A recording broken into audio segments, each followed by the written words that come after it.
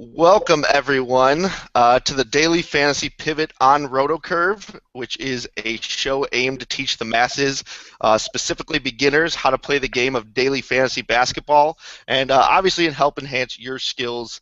But we will, of course, cater to everyone. As you can tell, we're using a little bit of new technology, so bear with us if we struggle with it, because I know I can't speak for everyone else, but I know I'm certainly not Bill Gates when it comes to all this stuff.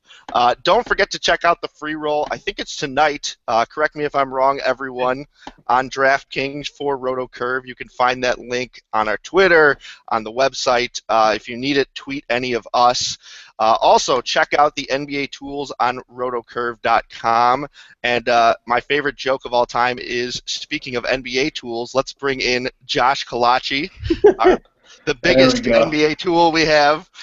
Josh, what's going on? You going to be rostering Derrick Rose tonight? I don't know. I think so. Part of me just wants to do it on DraftKings in case if he if he puts his shoe on wrong or something like that, maybe he can't play for the night. But yeah, I mean, I think I might have to go for it tonight.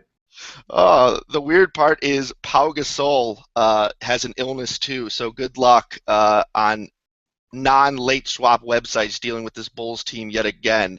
Also, let me welcome in a guy who's been writing about the NBA since basically Prohibition, broadcasting from a speakeasy.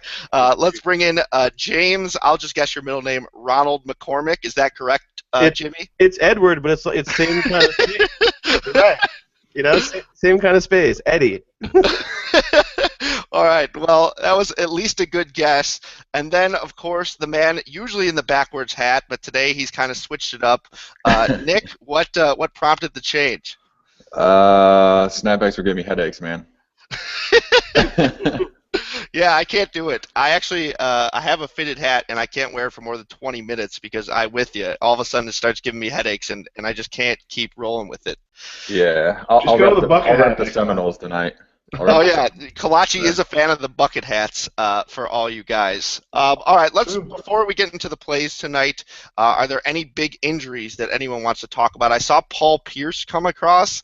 I saw Rajon Rondo's questionable, but is there any big injury that anyone wants to hit on that they haven't, or that they've seen that they think is going to affect something big? No, I think it's really this. It's Derrick Rose again, and Pau Gasol really is kind of what we're watching, right? I mean. And Rondo for sure. And Rondo for sure, because these are guys that we would get in on. I mean, I think the thing with Rose is that we see the usage spike so high, and him and Powell, if one of them were out and one of them played, it would almost push them from so-so to almost like cash territory. Yeah, I agree with you. And then there's usage spikes all around. I mean, I guess we're waiting on the Mike Dunleavys and the Tony Snells of the world. Tony Snell started last game, had a nice game. Doug McDermott. I mean, everyone's kind of hinging on. Bobby Portis could turn into a tournament. So, yeah, I agree with you. Bulls are probably the biggest injury worthy team tonight. But let's move right into the picks because it sounds like you guys are pretty ready to go. I think, personally, Chris Paul is where I'm starting at point guard. But, Nick, what do you think? Where are you going at point guard tonight? Is Chris Paul going to be in your lineup? Yeah, I think this is either definitely a spot to pay up for two studs with Chris Paul, and then my second favorite guy is Kyle Lowry. But this is also a spot you can pay down when there's some good value in Darren Collison, especially if Rondo sits, and then D'Angelo Russell against the Grizzlies again, who he tore up on Wednesday. Jim, what do you think? D'Angelo Russell going to be a target for you? The one thing I will say is Tony Allen is questionable, and he supposedly played the other day. And I actually would like D'Angelo Russell more and Clarkson less if that were to be the case, if Allen were to suit up. But it doesn't look like he's necessarily going to yet. But do you like the Laker point guards, and who else do you like? Yeah, no, I definitely like Russell. That's a guy I like. I think they're done kind of tinkering with the minutes. I think they're sitting around 30, 32 and up with Russell, so that's helpful. And that game, I mean, this new Memphis team pushes the ball more than they used to. So it's not that completely stodgy setup anymore. I think the last 16 games, they're averaging 106 points a game. The 40 games previous to that, the Grizzlies were averaging 96 points. So it's kind of like this pre- and post-Marc Gasol world. But really, besides CP3, I think it's a Paul Wall night. I think I beat you to the punch a little bit because I tweeted a picture of Paul Wall this morning. But it really is. It's the Paul Wall night at point guard. John Wall he had a triple-double, his fourth of his career, I think back on February 5th. whatever it was against the Sixers. These guys are going to meet 3 times in the next 3 weeks, so it's almost like it's time to pay up for Wall whenever he's facing the Sixers team, who just, I mean, the fact that Kendall Marshall is going to get more time only helps him. There you go. Collacchi, what do you think? Go with Wall against your Sixers? You're so proudly sporting that hat. You're still going to use some guys against your team? Yeah, I think the reason why I'm wearing this hat tonight is because I'm literally targeting that game, but that doesn't necessarily mean it's my team, which I don't know if that's a good thing or a bad thing. But the guy I'm definitely going with tonight at point guard, the first guy I'm clicking on is John Wall. If you look at our DVP tool, which you can see on RotoCurve.com, he has a plus 4.4 matchup rating, which is really good. It's near one of the tops. And to me, I like to target the top player in some of the more fast-paced games of the night. That's exactly what Wall is. If you watch the guy play, he's probably the fastest player in the NBA with the ball, not including Russell Westbrook. But at this point, I'm not sure we can say that he's a human being, right? He also leads the league in touches per game, which helps. I mean, I think he touches the ball 99 times a game, which is just kind of ridiculous. Yeah, absolutely. And then you look at 2 weeks ago, the last time that these two teams played, John Wall had a triple-double on 52 FanDuel points, and I believe he had close to 56 or 57 on DraftKings. Yeah, I definitely agree with that. Let me add in, because I don't think we've gotten there yet, Mike Conley. You guys on him tonight? Definitely. Yeah. So good. That's such a nice cash profile, isn't it? Yeah, well, I even think it's better than that, honestly. It's funny you say that. I was on the Daily Roto podcast a few days ago with Tony Sincata, and even though it was before 10 a.m., so Josh, of all people, knows that I wasn't really awake. That's why I kind of never got into golf, because of these 7 a.m. tee times. I don't really function till noon. But we had an argument about Mike Conley as a cash game player or not, and my argument is without Gasol, with Jeff Green out of town against the Lakers, who allow the most fantasy points, he was actually worthy of a tournament. I think his price was $6,700 on DraftKings the other day. He went for 24, 6, and 7. Now he's up to $7,200 on DraftKings, 12, 9 on Fantasy Draft. But I mean, with that kind of line, it was 45 fantasy points. And with Zach Randolph not really getting it done for them as much as we thought he would, I think Conley's. The problem is Chris Paul and John Wall are just so solid today. But if you can fit all 3 of them, I definitely think it's worth doing. Beyond that, we kind of mentioned Darren Collison, and Nick kind of said he was in play either way. So maybe, Nick, if you want to expand on that. But obviously, I think we would agree that if he's the starting point guard and Rondo sits, that he would be out. And how about, to expand, you tell us about that King stat? Yeah, Collison's played 31 minutes each of the past 4 games either way with Rondo in the lineup. So even if Rondo plays, I think Collison's still a fine play in this fast-paced game with the highest total of the night.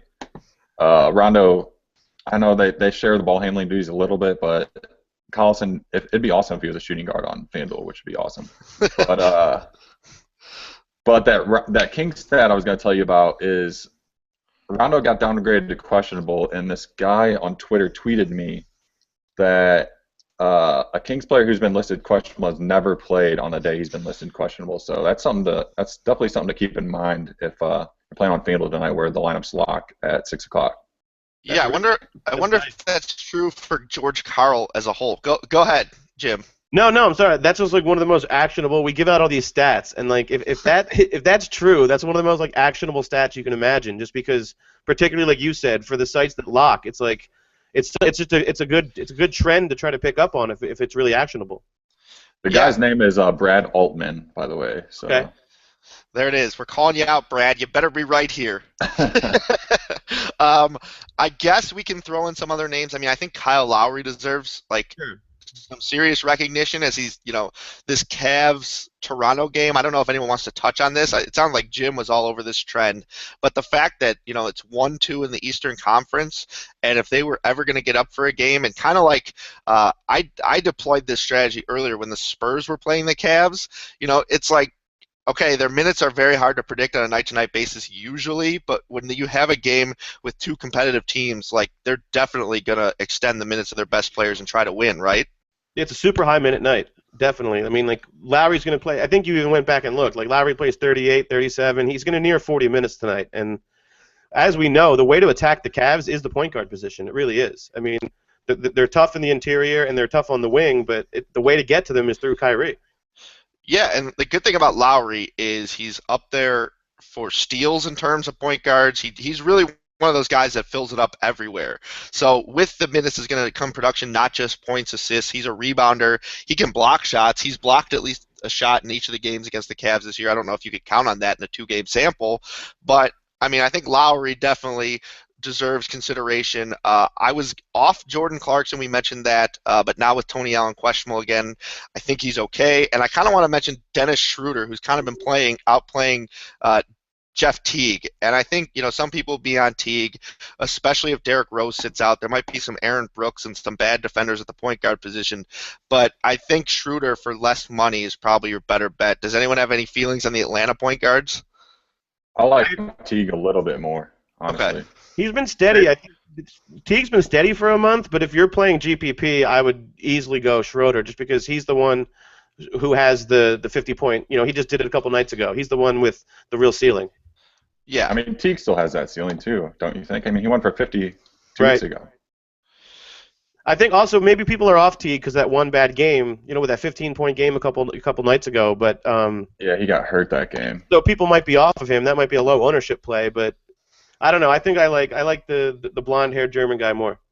And they've had 4 days of rest, so that's good for Teague's wrist or whatever. So the game he got hurt was that Milwaukee game, right, where he played 17 minutes. Besides that, it's been 34, 34, 27, 29, 29. So it's not like he's been totally hampered for minutes. He's like the Dirk of point guards right now, basically. Yeah. Yeah. Yep. And the only other high-priced guy I can see maybe for tournaments is Kemba Walker, because 6 consecutive games of at least 40 fantasy points before last game's 33.5. I think he's going to pick up where he left off against a fast-paced Pacer team. But I think we've covered the point guard position. I joked on Twitter today. Someone asked me who my shooting guard plays for today were, and I said Johnny Walker and Jack Daniels, because I think they're pretty bad today. I don't know. Maybe someone has some other kind of take on it, but I think there's maybe 2 good options. Maybe, Jim, you want to start us off at shooting guard? Yeah, shooting guard is always this way, right? It always feels like a little dirty, especially when the beard's not here. The only beard here is Collacchi. But yeah. Yeah, I'm working on it. Just taking about 10 years. Yeah, the names that come to mind are like, Evan Fournier, and I call him Evan Fournier, but then I just listened to the Magic broadcast a couple nights, and they call him Fournier, so I guess he's Evan Fournier. Was there a difference there? I heard the same thing. Fournier and Fournier. I don't know. Whatever. The NBA names. But I like Evan Fournier, and then I actually like Redick between the shooting guards on the Clips. I think that's a plus EV situation going on there against the Kings. The Kings kind of draw out big games from everybody, and Redick, even though he's shooting dependent, you kind of have to accept that at shooting guard.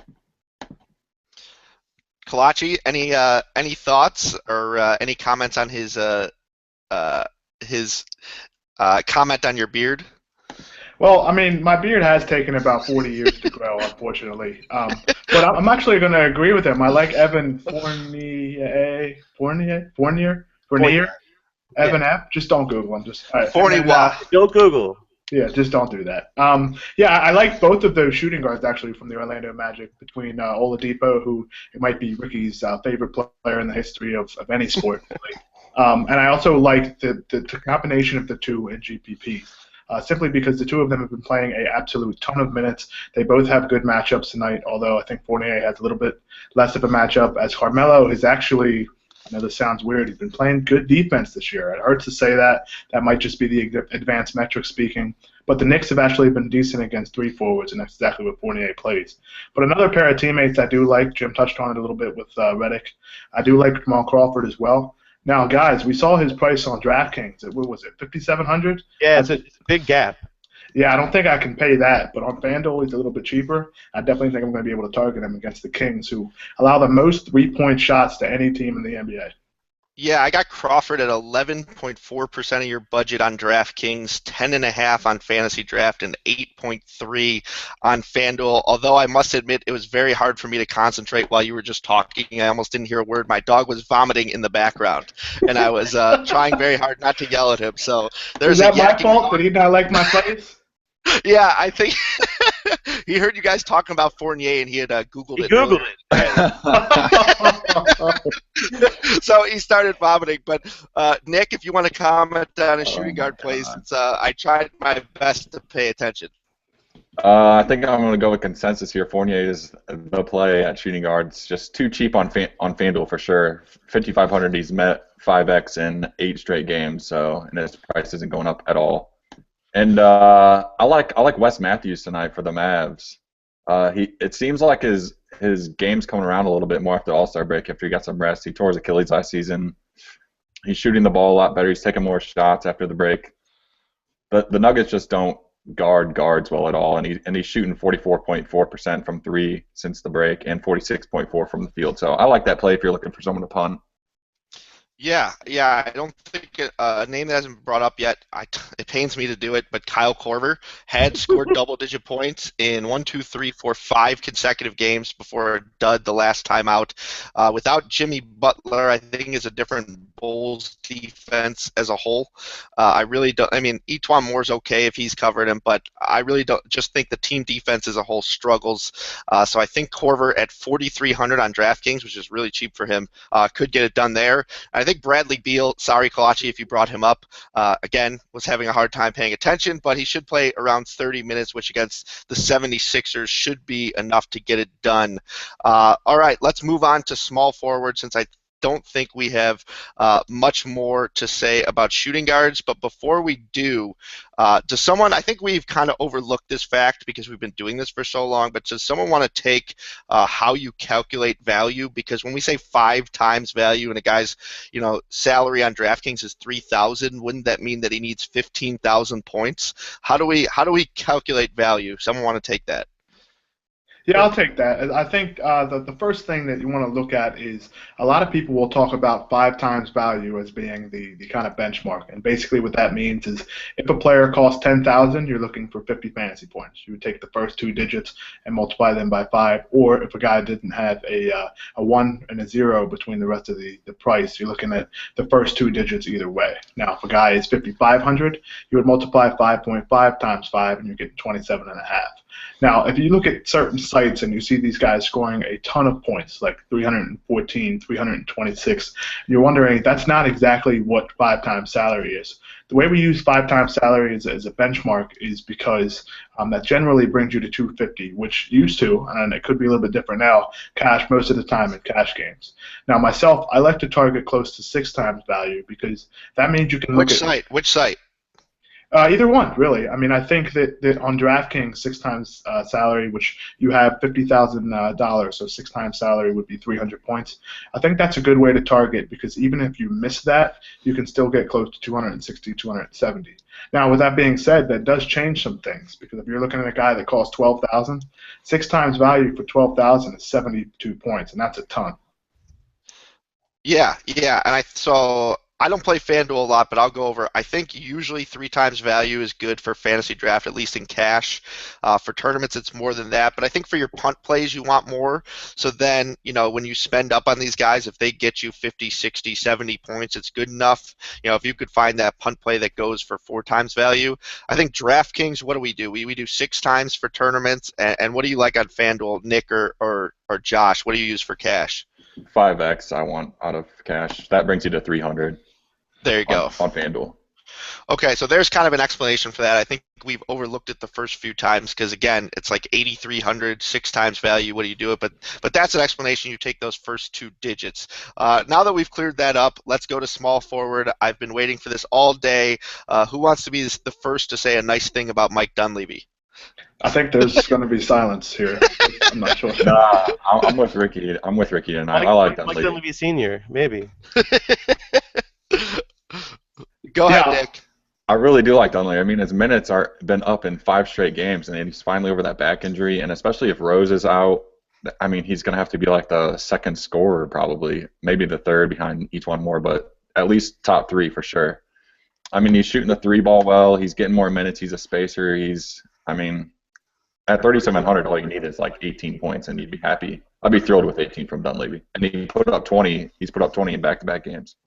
Absolutely, and it's funny, Ricky, because I actually do have Mike Dunleavy's name written down on my cheat sheet here. There I we know go. that's weird for you to hear, but he's actually on there. As Nick said, his minutes has been up. He is, I think, right now the fourth scorer behind Etwan Moore, who has taken a lot of shots.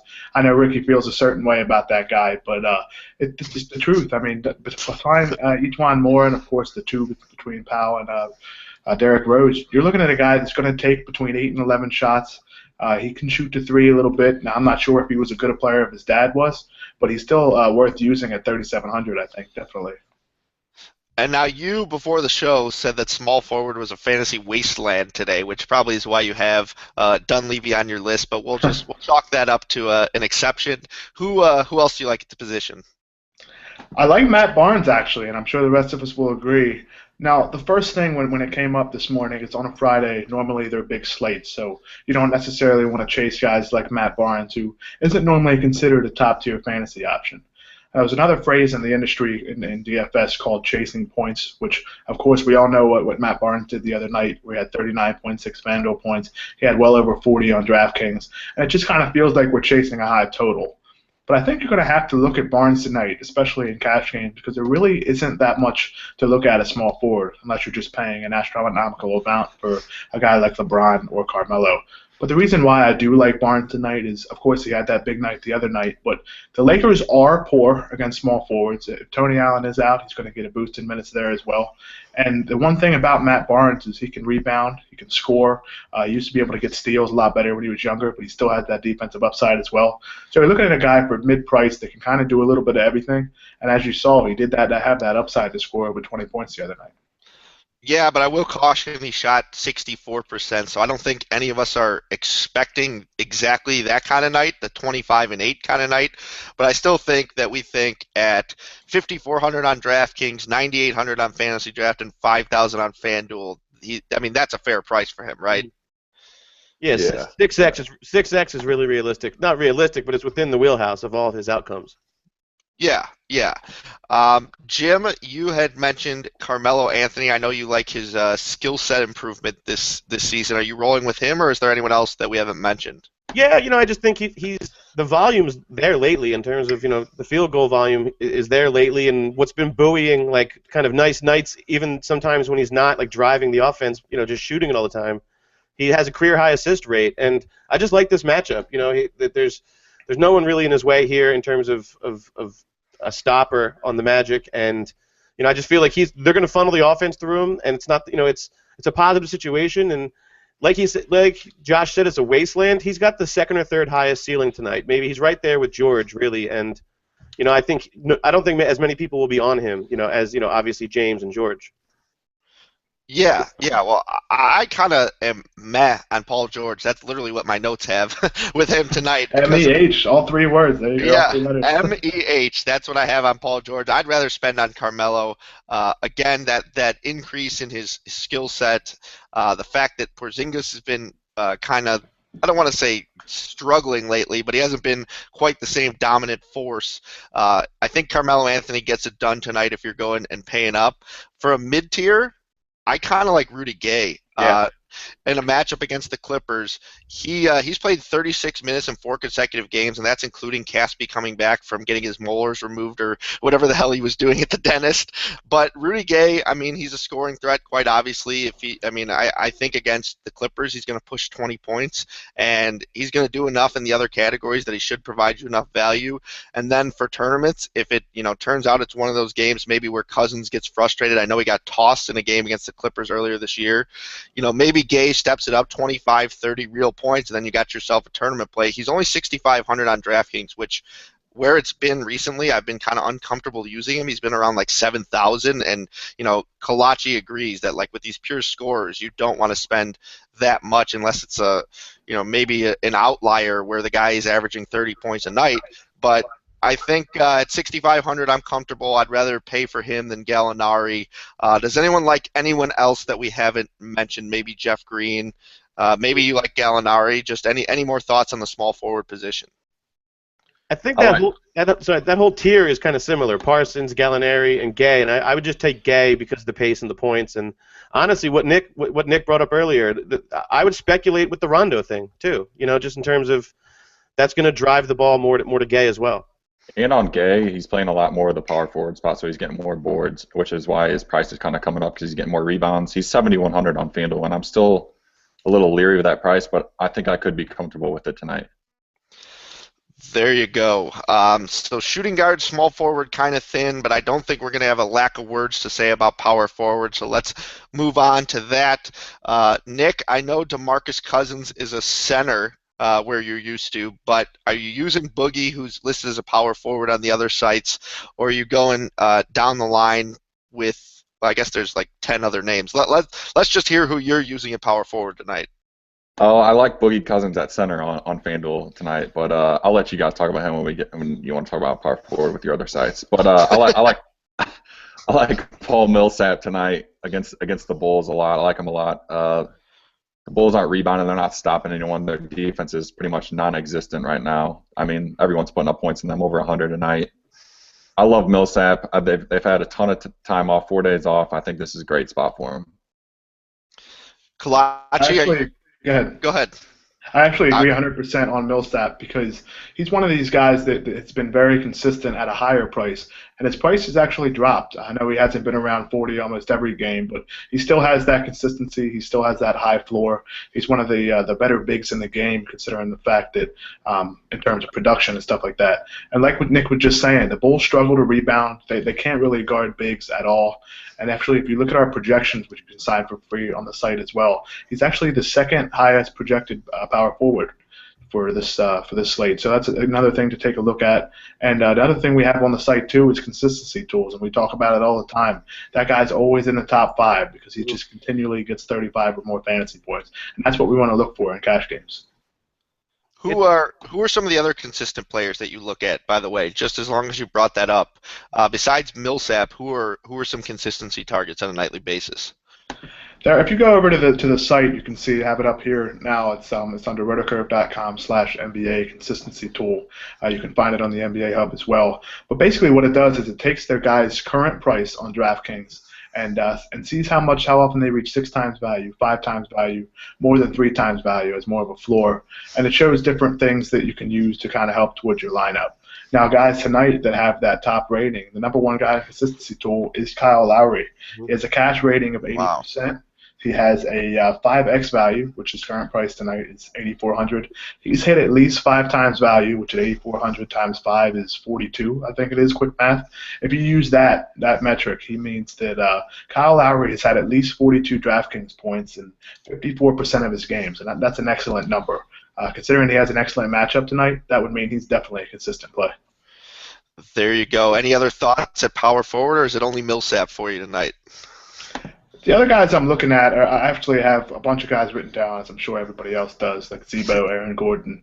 But a guy I wanted to talk about is a guy that Nick mentioned, I believe, 2 weeks ago as a bold call, and he ended up being the best player in the history of the planet that night. You guys remember Jeremy Grant night?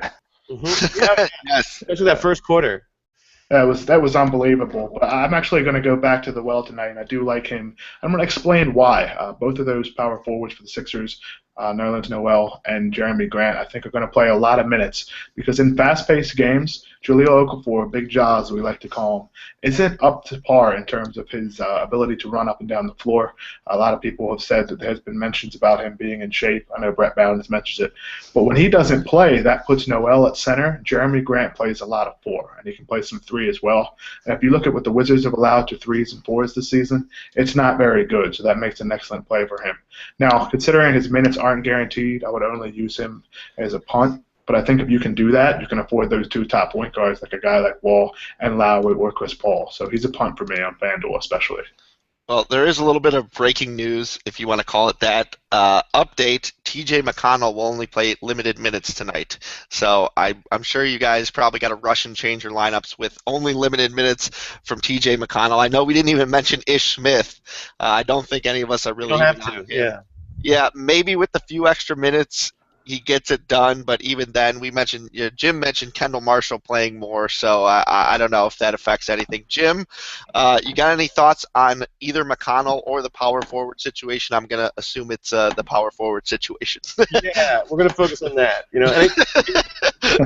That must be a sore ankle for a guy who should be in Turkey to miss a game. You know what I mean? That's impressive. So no, but Josh mentioned him a little bit, but Aaron Gordon, we had talked about him before the show. And until that price really is commensurate with what he's been doing and the minutes he's been getting, ever since Harris is gone, it's there's no more. I mean, it's even if you make Scott Skiles mad, he can't really take the minutes away now. So it's nice because Scott Skiles is really a big-time doghouse kind of coach. So you got to watch out for that kind of stuff. I don't know. Brandon Jennings might text him or text his daughter or something but Aaron Gordon's a guy I think that can really meet value here. I know there's some big, it's a big lineup with New York, but I still think he's so active on the boards, and Julius Randle too. I think it's the same kind of situation. There's no one in his way. Larry Nance is banged up again, so I just think there's 35 minutes here for Randle. Well, okay, so we've talked a lot about this Laker game already. I mean, we've got Randall, Barnes. We mentioned Russell and Clarkson. I know we mentioned Conley. Right. On nights like this, what's the most you guys are willing to stack from one game? And you want to kind of talk about why you would stack a game as long as we're on the topic, because I think that certainly applies. I know we've even talked about 3 Magic. So someone go into stacking and how you use it. I think the best way to approach things like this is kind of based on the slate. Now, of course, in smaller slates, if say Memphis and the Lakers game tonight was played on a 2 or 3 game slate, I think we would all have a ton of exposure to that. Now, also, there's another thing called game theory, and when we're using it and talking about daily fantasy sports, and what that means is you're looking at kind of going a different way, or you're targeting a certain game in a certain way. Now, for tonight, I think we can all agree that Clippers game is going to have a lot of people, the Sixers-Wizards, and, of course, the Lakers-Memphis game. So a way that you can use stacking in game theory is maybe taking a game that isn't necessarily as mentioned. So you're looking at a game like potentially, I'm going to take a look at the consistency tool here that we have on. Well, how about Houston and the Jazz the other night? Yeah, that one that went to overtime randomly. Then I think everyone was on. Maybe the Kings were involved in the game that night, or there was a faster paced game that everyone was on, and then all of a sudden that game goes to overtime, and they're in the 110s, and they're priced as though they're going to be playing a game in the low hundreds, and that definitely if you could get 4 or 5 guys from that game, that would make you stand out in tournaments. No. Yeah, absolutely. Go ahead, Jim. I know you were on the. No, even this Wednesday night is a good example with this. Getting back into chasing the points theory with the Lakers. That night seemed like the Clippers Nuggets game seemed like kind of the building block. Like I said that DeAndre Jordan was going to have this great game, and they shot 46 threes. But what I'm saying is the game to load up on that night was really Memphis. If you stack that game, that's really where you were going to take down some GPPs. Yeah, I definitely agree with that, and we've mentioned it before in terms of stacks. I think if Derrick Rose is out tonight, guys improve their roles all around. All of a sudden, they're priced as second and third options, and they become first and second. Yeah, for sure. And I know, Ricky, we talk about all the time with stacking is not necessarily stacking meaning you pick the point guard, shooting guard, small forward all the way through. But I know I like to personally stack the point guard and the guy that he runs the pick and roll with. Maybe a guy like Rondo and DeMarcus Cousins, or even Chris Paul and Blake Griffin when Blake Griffin is healthy. Rubio and Karl Anthony Towns. Yeah, I love exactly. Wall and Gortat tonight. There's a lot of team stacks tonight. Yeah, that's one of the things I like to target too, because we always talk about maximizing the most fantasy points in a given event. If you have a guy like Rondo who passes to Cousins and he gets a bucket, you get an assist, you get a bucket, and depending on what happens, you can get an and one as well. So all in one event, you can get a ton of points, and I think that's a good way to maximize stacking as well. Yeah, and it works with those super concentrated offenses too, the ones like Oklahoma City, where where most of the points are coming from, or the Bulls without Jimmy Butler. All of a sudden, Derrick Rose and Gasol are running the pick and roll, so you're getting a whole bunch of points from them. Now we kind of got off topic a little bit, but that's okay. Let's go back to power forward, because no one really focused on Kevin Love, and I'm really on him tonight, to be quite honest. I think he's going to be my cash power forward, because the Cavs have been they will be trying to play a ton of minutes, as Jim has alluded to. And I think Love's going to be one of the bigger beneficiaries of this. And to be honest, he has gotten it done in 2 matchups this year against Toronto. So I definitely like having that previous data. To be, full disclosure, Kyrie didn't play the first game, and he went over 42 fantasy points. But Kyrie did play the second game, and he still ended up with 38, which on fantasy draft is about 3 times value, so it's what you need pretty much for tournaments from him. And on DraftKings, it's certainly good enough for cash.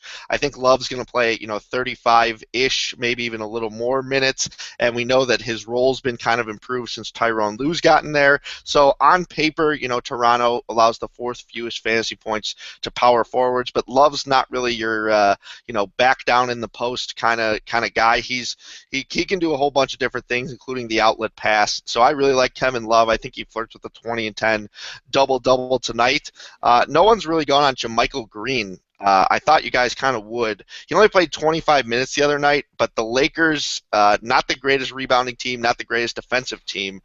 He went 12 and 9. He almost earned that double-double bonus on all the sites that we love. So I think JaMychal Green, 4,200, 8,000 on DraftKings. Definitely like him there. And I think for tournaments, you could even go to Brandon Wright. Right. I think they're going to be who everyone wrestles with. I think for me, it's Green and Cash, and then in tournaments, I'm not sure. Does anyone firmly on Brandon Knight want to make a case for him? I think Nick liked him earlier, right? Or no? Nick? I like him at center, yeah, at 3,700 on FanDuel. I Okay. mean, if you're paying down at center on FanDuel tonight, I think he's the guy. Because there's no one really below Jan Mahimi at 5,000. So if you're going below him, I love Brandon Wright because he's a good fantasy points per minute player, and if he gets his 25 minutes, he should easily crush that $3,700 value.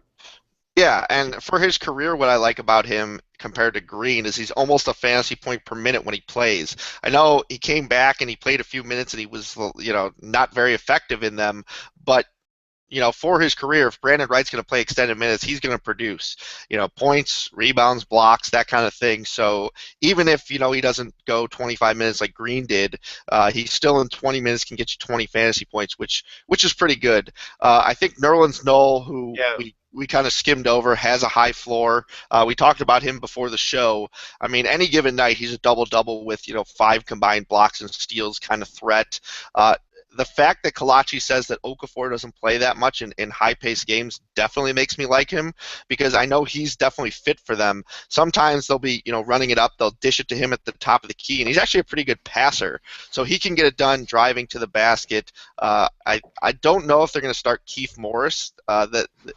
So, the matchup might change, but regardless of who's on him, I'm not even that concerned. Noel's just so athletic. That I think, he's been a top 10 player in terms of the roto game over the last 2 months. Just him and Ish Smith get along, so I think he's going to be a factor. Jim, did you have something to say? No, yeah, I just love Noel too. I just think I think this Philly roster is strange tonight because it's the second best game on our game theory, and we're finding ways to get it on Washington, but it's like there's not many viable paths to get into the Sixers. There's not that much comfort with any position. I think one of these big men is going to go off, and taking a tip from the fact that the Wizards have the second highest pace in the East, so this is a game that's going to naturally trend that way. So I just think it's true. And also, didn't he have a big game last time? I know that was facilitated by the fact Okafor had foul trouble, but I agree with you. I just think it's going to be an up and down game, and it caters to his game. Yeah, and kind of a guy we skimmed over. I think he qualifies as a small forward, but a guy who's kind of been a garbage time hero for them is Hollis Thompson, who costs next to nothing. So if you think it's going to be a blowout, he could be used in tournaments. I know he had a nice game last game, so I just want to throw it in there that if you want to target this game, there are some Philly targets, but I definitely think we prefer the Washington ones. And then old reliable, Dirk Nowitzki against Denver. I think you kind of got to consider him for how consistent he's been, surprisingly, this year. Against the Denver Nuggets, got a good history against them. He's got a fair price. I don't know if any of us are, going that route, but I think Nowitzki is certainly a fine play, only in cash, though. I don't know if anyone would feel comfortable using him in tournaments. Does that sound about right, everyone? It does. Okay. It does. Yeah, and I actually have him, his opposition as a GPP play as well. It's a guy that Ricky and I talk about a lot as being annoying. And what we mean by that, we're talking about Kenneth Faried, is you'll see him go for 25 and 11. You'll see him go for 19 and 13. Then he has 4 points, 3 rebounds one night, and you're just like, oh, here we go again. He can't figure it out. But I really like him tonight because in his last 2 games, he's had 26.9 and 37.7 FanDuel points. And both those games came in decent matchups against the Kings and the Clippers. He gets a much better matchup tonight against Nowitzki, who Ricky just mentioned, and the Dallas Mavericks, who really struggled against the power forward position. So considering the fact that Fareed's just about 5,600, I believe, on FanDuel, I think he makes for a decent play that'll be very low owned because of all the other options at the position. But he's been good of late, and at that price, I think it's definitely worth a tournament play. Yeah, and we should probably touch on DeMarcus Cousins. I know I'm not really on him tonight, even though his price is finally firmly below 11,000 on DraftKings. On Fantasy Draft, it's 19,000. I don't know. Nick, is 10,700 cheap on FanDuel for Cousins? That about falls in line with what it's been. He's been up around 10-9 and 11-1 recently too, so it's come down a little bit. Okay, well, I mean, you look at the numbers against DeAndre Jordan, and DeAndre Jordan, I read an interesting article earlier this week about, box plus minus and how that's calculated and how there are some outliers. And the fact that DeAndre Jordan's ranked as a really solid defender, but that's because they take into the box score so heavily into effect where, his blocks are taken into effect, but really when it comes down to it, he's not that great of a defender. He's one of those outlier guys who looks better. So Cousins, still does have a good matchup against him. He's had 2 solid games against him this year, and then one where he was ejected. Like I mentioned, this is one of those games he could get frustrated, especially this one's on the road, correct? This is in LA. This is in Sacramento. In Sacramento. Oh, in Sacramento. So there's less of a potential for him getting frustrated. I mean, at home, the refs are friendlier to him. But he's kind of just been good against them, and I don't think this matchup stands out to me, even though DeAndre Jordan is a bit overrated as one where the price is right, the matchup is right, and I think he's going to break out. I think he'll be good. I think he's worth a shot in tournaments, but I'm not really focusing on him. Jim, go ahead. Yeah, no, I think he's tournament only, like you were angling towards. He's tournament only for me. There's always that ceiling. And there's obviously the floor, but there's also then the price tag to consider. I just think it's so difficult in cash to get off of Millsap and spend, $3,000 more. On FanDuel, I love Cousins for cash, honestly. I think it's easy to fit him in tonight when there's so much value at the shooting guard and small forward. I think if you can fit him, I would definitely do it. He has the highest ceiling and highest floor of any center on the slate. Well, I agree. That's perfect for the 2 ways to look at different sites, of course, with Cousins at center. Is at center on FanDuel, like Nick said, there are a few guys that are cheap, like guys like Jamal Crawford. Etuan Moore is actually 4,600 over there, too. So there is value to be had, which means you can spend up on Cousins at center. But like as Jim and Ricky just mentioned, over on DraftKings, there's really not too much need to get them because you can get a lineup with a bunch of mid-price guys. It really looks pretty nice. I've been making a few this afternoon, and without Cousins, I really like the lineups you can get. Yeah, I haven't made my lineup yet, but I think that's the route I'm going to go, although I'll have a hard time ignoring Chris Paul against the Kings. I think I'm going to do everything I can to try and fit maybe him and Wall, but we'll see how it goes. That might make me have to use too many Grizzlies. But let's move on to center. I actually want to talk about 2 other power forwards. Oh, go ahead. Yeah, let's not get ahead of ourselves. Miles Turner against the Hornets, I really love at 5,800 on FanDuel. He's hit 5x in 6 of his last 7 games, and he's just way too cheap to not play in cash on that site. And then Bobby Portis against the Hawks. I think he's their number 3 big right now. He's getting 20, 24, 25 minutes a game easily every night. And he's just been crushing at 4,100. He's gone over 20 FanDuel points in 4 of his last 5 and 6 of his last 8. So I think he's a great play against a team that doesn't rebound at all. He went double-double against them the game before the All-Star break with 12 and 10. Yeah, Collacchi, let's hit on this because I know we've discussed the Bulls. I don't know if there's been any Pau Gasol news, whether he's in or out, but let's assume for a second he doesn't play. I know you are very adamant about Taj Gibson as a cash-only player. Does this move either Gibson or Portis into the tournament play realm? I can't believe I'm going to say this, but I think without Pau Gasol, there's really no point for Gibson to not take 12 or 15 shots, to not get most of the rebounds. And the reason for me why I think he's mostly just a cash game player, separately from his ability, is the fact that he always plays with guys that rebound a lot. He always plays with guys that score a lot, so he becomes that second or third option. Without Pau Gasol there, though, he's that big to target because I don't think Bobby Portis can play over 25 or 30 minutes a game yet. He will be eventually. I think we all agree that he's going to be a good player. But I don't think yet you can look at him to take all the usage and rebounds away from Gibson. And at Gibson's price, he's still not priced for Pau Gasol to be out. So if Gasol does miss this game, I think you can use Gibson in cash and GPP. I'm very happy to hear you say that. I didn't think I was going to be able to get that one out of you, but that's definitely why I went there. But yeah, and then obviously Portis. I mean, he's always tournament worthy, even with Gasol. So a sick Gasol definitely helps. But that is all for power forward. I'll start centers because I think even on FanDuel there's a logical alternative to DeMarcus Cousins in cash, and that's Marcin Gortat. In 4 meetings last year, and I know people are going to message me, there was no Okafor last year, but it was still a somewhat similar system. Gortat averaged over 38 fantasy points. And then this year they faced off. Gortat went for 44 plus. There's just no one on the Sixers that can guard him. They're awful against setters. I think they allow the most or second most fantasy points. I think it's the most, and the Lakers are the most for point guards. So Gortat, literally the best matchup you can possibly ask for. I don't know, what do you think? Is 7,000 on FanDuel a little expensive? But I know the DraftKings and Fantasy Draft especially, I've got that one circled, that if you don't use him on Fantasy Draft and cash, you're doing it wrong because he's priced as like a $6,000 player on DraftKings. Does anyone? Yeah, actually, Gortat wrote Jahlil Okafor down on his I don't want to say a bad word, but like hit list or whatever earlier in the season. So he really has it out for Okafor, and Mike Gallagher, who I do a pod with for RotoWorld, is always all over Gortat anytime he plays the Sixers. And 2 weeks ago, he put up a 21-13 line on Okafor and the Sixers for 41.1 FanDuel points. So he's an awesome cash play tonight. I think even in real basketball terms, there's value to chase here just because he was plus 26 plus minus, led all Wizards in that game. So I mean, he's like the fundamental core of when they were really building. When they were basically kicking the Sixers' ass. Yeah.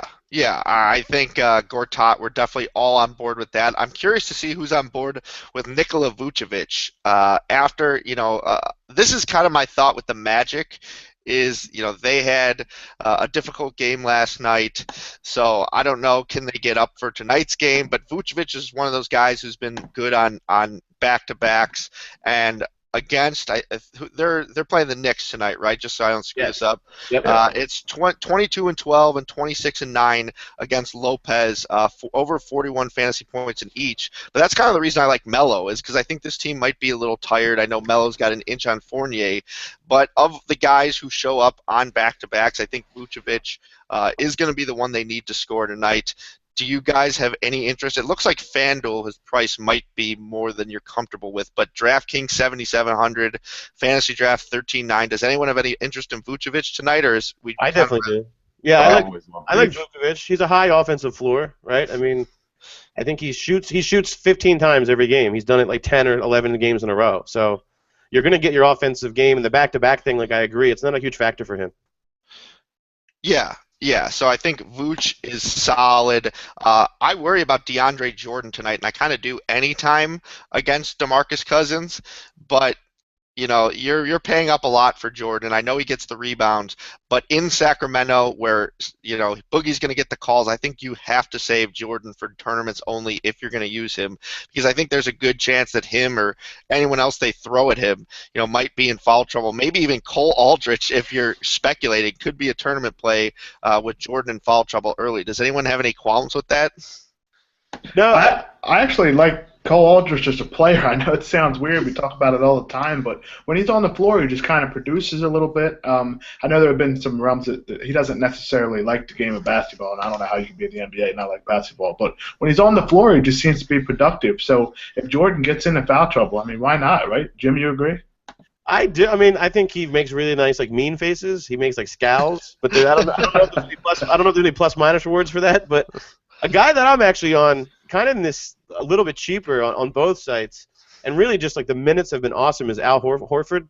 I just really like the setup here against, going against Pau Gasol. We were talking about how weak they are for when we were, talking up Millsap. All those same things apply. They're soft inside. They have a weak rebounding rate. All those things apply to Horford. And sure, he can let you down sometimes with the rebounding, but I just think the minutes are so high. He's coming off that. Go ahead, Nick. Either one of Millsap or Horford is going to go off tonight. You just don't know which one it's going to be because one of them is going to get a ton of boards, or they both could split a ton of boards. They both could double pretty easily. Yeah, absolutely. And we just saw what Horford did the other night to Golden State. That was an all-timer, wasn't it? I actually like Nikola Jokic too. It just depends on. It's really tournament kind of based, but I just think he's just a matter of minutes, right? He averages more points per minute than superstars do. It's also limited exposure, but if that guy gets 27, 28 minutes, I have to imagine he exceeds value. What do you guys? Because this is one I've been struggling with today. What do you guys make of Al Jefferson in a mediocre matchup against the Pacers? Again, it's kind of like a Dunleavy situation, although this guy certainly has a lot more talent than Dunleavy, where one of these games he's going to play 30 minutes, and, he's priced at $4,800 on DraftKings, $5,500 on FanDuel. One of these games he's going to play normal Al Jefferson minutes and go for a 20 and 10. But in the other games, he's going to play 20 minutes, have 8 and 4, and sit. He's only played low 20s so far. Is there any chance we get good Al Jefferson and have a monster value kind of night? No. He's just like. I think you've got to ask the question with him. No, yeah, but he's like a 35-year-old Jahlil Okafor, so it's it's basically what we're looking at. So it's all offensively based. He's not going to get you hustle stats. He's not going to build a huge block game. It's Al Jefferson. So I agree with you that there's going to be a night that everybody's happy in tournaments. I just don't know when that night is. Yeah, 23 minutes, almost 17 fantasy points, which is nothing. It's a lot. It's a different price range. But what about Valanciunas? We were talking about minutes, and I know that the Cavs are tough against bigs, but that's also kind of the point, is that no one's going to be on him, and the price point's not that bad, and the minutes are definitely there. What is his? Hold on, I've got it on my spreadsheet. So let me just type in his name. 5,800 on DraftKings, 10.7 on Fantasy Draft, and 6,500. I could live with it. DraftKings, I think, is where it makes sense. Yeah, I think I can live with it, but Gortat 900 more. Right. You're talking tournaments, though. Only tournament. Yeah. I think between him and Zaza is a tough choice for tournaments because I like both. Does anybody like Rolo? Not in general, but he is the tournament guy.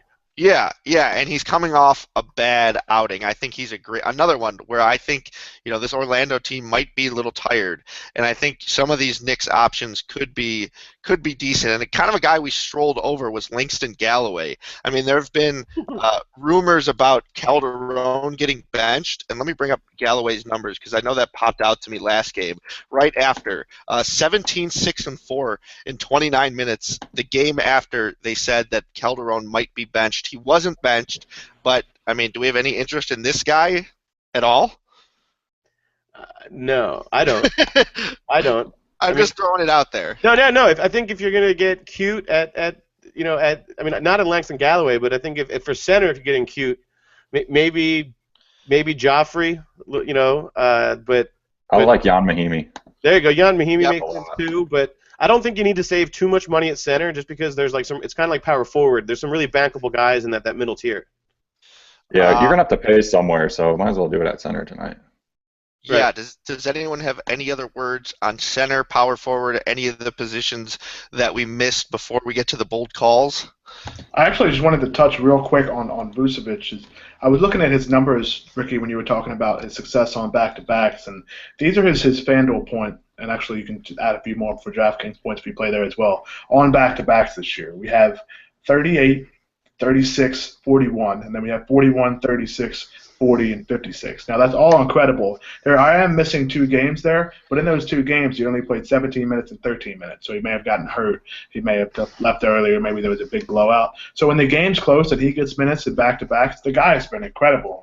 Last 4 games, 23 and 9, 16 and 12. Then he had 2 20 and 10 games with a 28-point game against Atlanta. He even had 20 and 10 against the Spurs. So there's something about this guy. Maybe it's his conditioning on back-to-backs, but he's been really, really impressive.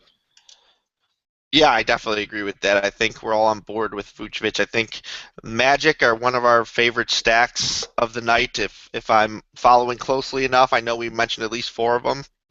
So definitely take that into consideration. All right, guys, let's get bold. Even if you haven't had a bold call, you could come up with one off the top of your head.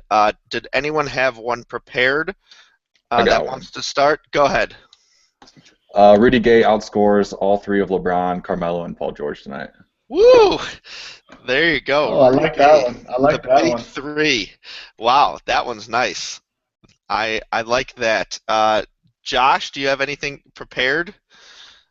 Yeah, I'm going to take a little bit of a leap here and go with a guy that I think is going to be less than 5% owned, and that's part of the bold call. I think Derrick Rose has 40 fantasy points tonight at under 5% owned. Nobody's going to be on him, of course, with him not playing in that last game, but he still has elite numbers without Jimmy Butler. So I think if he does play, which at this point maybe 50-50, he's going to have over 40 fantasy points. Wow. I predict that Derrick Rose is scratched for a boo-boo. But no, I actually have a D'Angelo Russell going 7 times value tonight. I just think he's going to return. I mean, that's basically saying he's going to repeat Wednesday night, which is actually what I'm saying. I think he's going to, because it was a pretty reasonable, box score. He didn't do anything that was above his head. He shot 18 times and he had the ball the whole time. So getting 35 plus fantasy points is really within his range. And I just think the price is. I think in 2 weeks or even next week, his price is going to be over $6K. Yeah, I think I agree. I mean, I definitely agree with you. Let me put it that way. I think Conley's a good defender, but I think this Memphis team gets too much credit like at this moment in time for being a great defensive team. Besides Tony Allen, anyone on Tony Allen, that's really where I draw the line because I think he's one of the best, 2 or 3 defenders in the NBA. But in terms of help defenders, Gasol was one of the best, and now it's kind of Brandon Wright or someone else. And when Wright's not in the game, there's really no one. If you can blow by Mike Conley, you can get to the basket. I think Russell's one of those guys. I think he's got a nice shot, and I think he's cheap enough where you can take a risk. Even though we saw the other night, with 40 fantasy points, it's not even really that much of a risk. My bold call of the night: Chris Paul, the highest scorer of anyone, LeBron James, anyone. I think Chris Paul goes 75 fantasy points on DraftKings. I think Chris Paul is a monster. I think, Paul Pierce sitting out, the whole offense is going to go between him and DeAndre Jordan. And then if DeAndre Jordan gets in foul trouble, kind of like I expect, it's really going to be all Chris Paul. So I think he is the guy to own tonight. I've taken him over John Wall, although I'll probably have both. That is my bold calls. Gentlemen, do we have any other final last words, questions, comments, funny things we got to say that we haven't said yet before we check out? I just want to say if Rudy Gay's name was Paul, then you could build an exclusive Paul lineup basically tonight. Which would be? Let's hear it. I mean, Chris Paul. I don't have a shooting guard, so we'll just make one up. There's no shooting guard named Paul, is there? So we'll just go Japaul Crawford. We'll go, Japaal Crawford.